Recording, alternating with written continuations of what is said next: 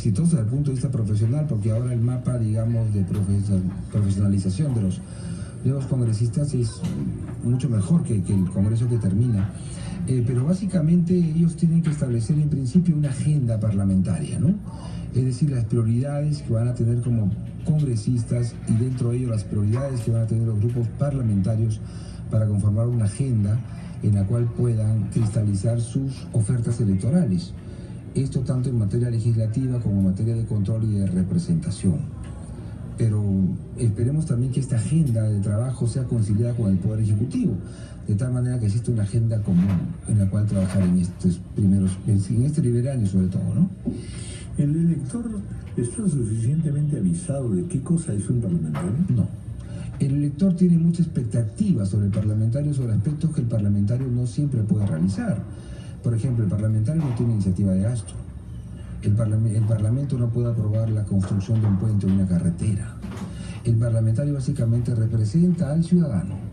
Y es por eso que este Congreso, espero, agudice sus sentidos para poder mejorar la función de representación, porque el modelo que ha venido funcionando, en mi opinión, ha fracasado. Con un 8%, 10% de aprobación, implica que las cosas no están funcionando bien en el Congreso. Y ese modelo de trabajo tiene que cambiar.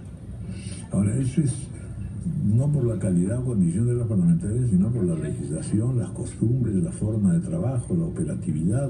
Es decir, qué otro tipo de institucionalidad hay que imaginar en el conjunto del Congreso. Sí, las reglas tienen que cambiar. Por ejemplo, la función de representación, hoy por hoy, es un trabajo que los legisladores hacen en forma individual.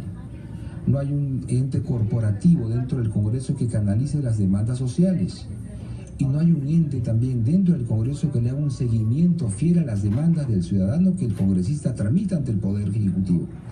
Entonces, en este aspecto, creo que el Congreso tiene que modificar sus reglas. Tiene que modificar también los aspectos de transparencia en materia de gasto público dentro del presupuesto parlamentario. Tiene que mejorar la transparencia de información de lo que el parlamentario hace en forma permanente. Es decir, tiene que haber un replanteamiento y esto tiene que estar dentro de las reglas del Congreso, es decir, en el reglamento del Parlamento, ¿no? ¿Y hay algo específicamente que debiera cambiar de entrada, medidas concretas que debieran funcionar de otra manera, específicas, digamos, que no requieren de pronto una gran transformación y cambio de la Constitución? Si tuvieras que nombrar un par, por ejemplo. Mira, yo empezaría con este tema de la legitimidad que tiene que ver con el gasto. Yo haría que la Oficina de Control Interno del Congreso, para empezar, esté conformada por miembros de la Contraloría General de la República. De manera que pueda haber un seguimiento real del gasto que el funcionario tiene bajo su responsabilidad. Otro aspecto que yo incorporaría rápidamente es la creación de una comisión de representación, donde y eso tampoco requiere solamente la voluntad de hacerlo, donde hay un seguimiento permanente a las demandas legislativas, que eso no existe en este momento.